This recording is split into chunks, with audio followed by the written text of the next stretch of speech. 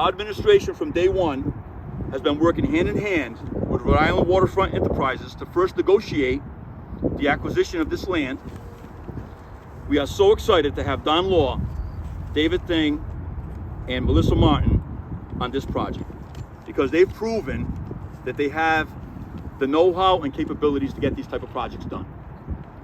Don Law, the man who has virtually controlled the live music scene throughout New England for almost 4 decades, needs little introduction, but I do need to tell you a little bit about him because we are so proud to have a person of this caliber investing in our community. In the early days of the concert business, Don Law operated the legendary Boston Tea Party Club. We helped break bands like Led Zeppelin, Fleetwood Mac, The Who, Jethro Tull, the Allman Brothers, and numerous others, many of whom stayed loyal to Law when they returned to the area. Law was instrumental in the development of the Great Woods Xfinity Center, Harbor Lights, Blue Hills Bank Pavilion, the Paradise Rock Club, Brighton Music Hall, and the House of Blues in Boston. Law owns and operates the Boston Opera House. Live Nation New England represents more than 1,000 shows per year, selling approximately 2 million tickets annually. 3 million tickets. 3 million tickets annually.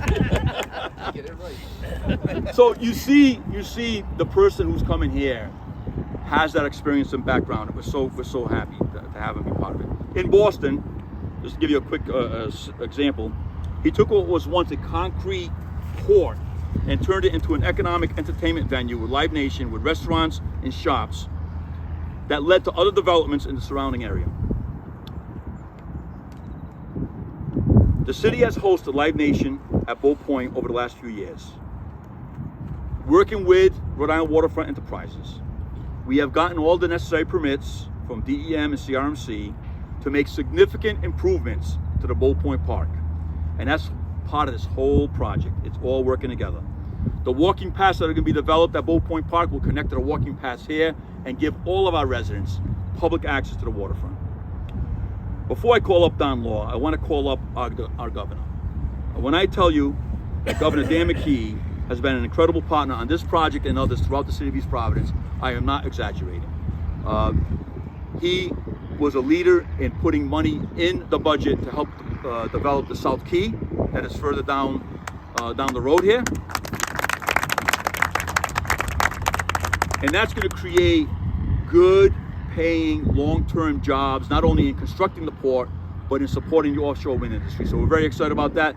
Governor Dan McKee. The Bull Point project is going to connect our tourism, entertainment, and natural resources, uniting some of our state's strongest assets to attract thousands for live entertainment from the spring through the autumn.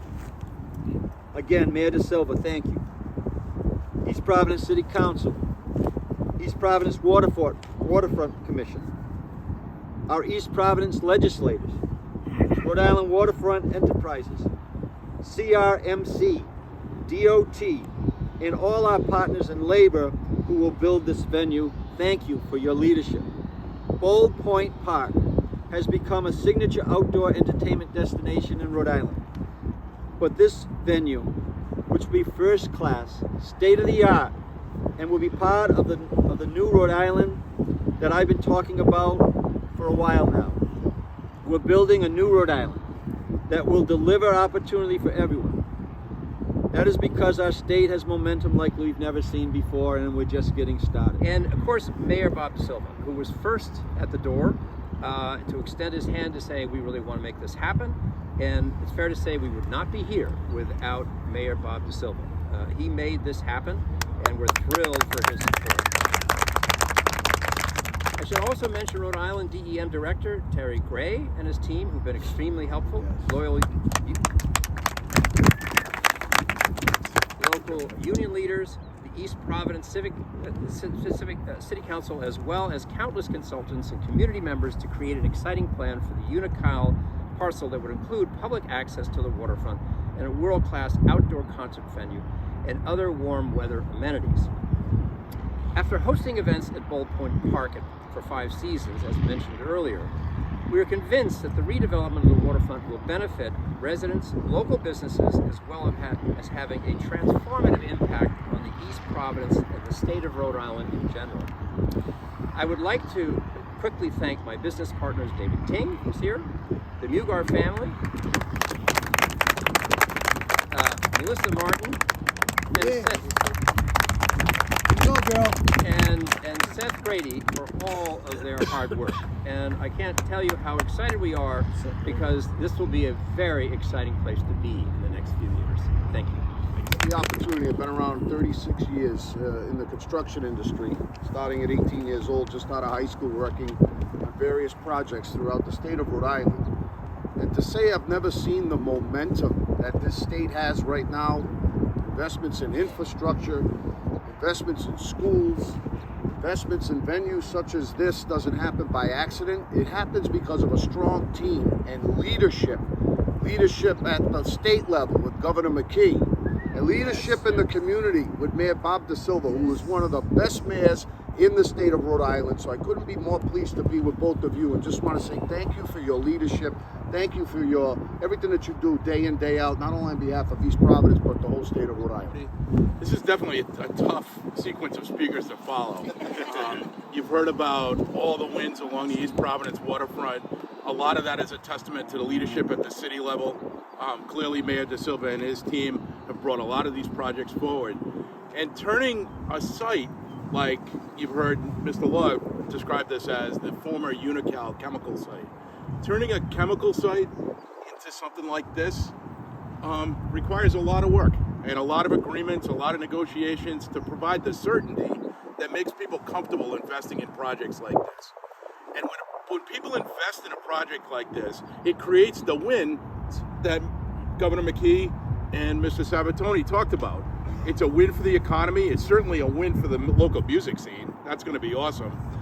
It's a win for our labor markets and our workforce. But I guess my role on the agenda today too is just to say what a win this is for the Rhode Island's environment. Yeah. Right?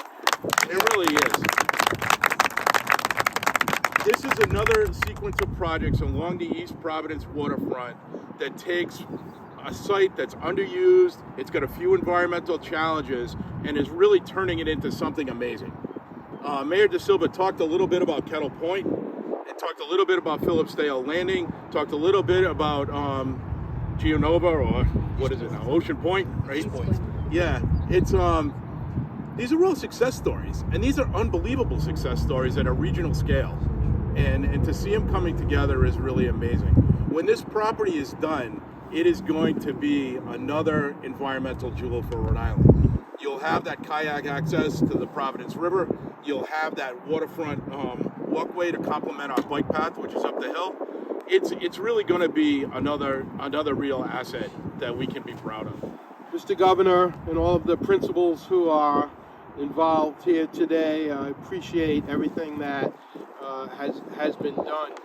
I don't want to date myself as a lifelong East Providence resident. I think the color of my hair does that already. But when we were talking about Don Law Productions, I remember as a kid listening and watching all of those ads, Don Law Productions and Jay Giles Band, The Who. I love Jay Giles. Some of you younger people are looking up like, what is that? Well, I ask you to go home and go on YouTube and look up Jay Giles and Iron Butterfly and The Who, and you'll hear some real music. And I think we're going to be getting that back here in East Providence. Our waterfront, I'll just briefly say this, we have about 11 miles of waterfront, most of which most residents have never been this close to. What's better than this behind me? Who needs Newport? We are a lot less expensive. I know Newport is still nice, Paul Mora, to go and visit, but it's not this. And I'm going to fix more of that. I'm sure you will. With the new leadership on that side. Thank you. From to my far right, to the southern part of East Providence, the famous Crescent Park Carousel and the beautiful waterfront there, all the way up to where Rumford ends at the Pawtucket line. We have waterfront. Yeah. Most of my life we have, other than Crescent Park, and that's only been recently fixed up, we've never appreciated it. Look at this land. It was dotted with oil tanks, gas refineries, and other brownfield areas that most people would never venture near. Now we are finally getting to clean this up. We on the city council have convinced the Army Corps of Engineers to get rid of, see these pilings behind me in the water. A lot of boaters, and I have friends in that community, won't come in here because look at, well, how can you bring a boat in here? They're going to remove an old rusty bridge pretty soon that attaches our East Providence Yacht Club restaurant. Because of good leadership. And that's where I'm going, Paul, under the leadership of Mayor De Silva. These are projects that have been dormant or weren't even in existence. And I know when I get on, it's not about me, it's about a team. But the mayor said, we'll get this done. And we met with the federal delegation, state people, we brought in superstars like Don Law and others. And we are definitely going to be on the map. So I could go on all day about our waterfront. It's my #1 passion, I think, being on the city council. And we have so many good things to look forward to. And I know on the city council, I intend to support it wholeheartedly. Thank you, everyone, for making this happen.